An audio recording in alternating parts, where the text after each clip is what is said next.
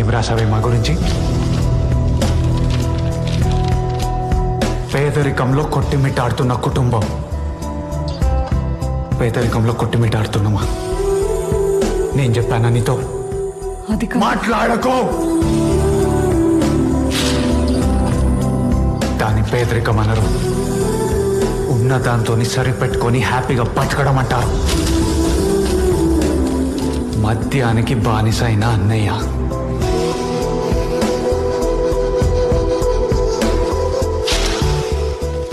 ఏం తెలుసా నీకు వాడి గురించి? వాడు సివిల్స్ లో 3 సార్లు మెయిన్స్ క్లియర్ చేశాడు తెలుసా?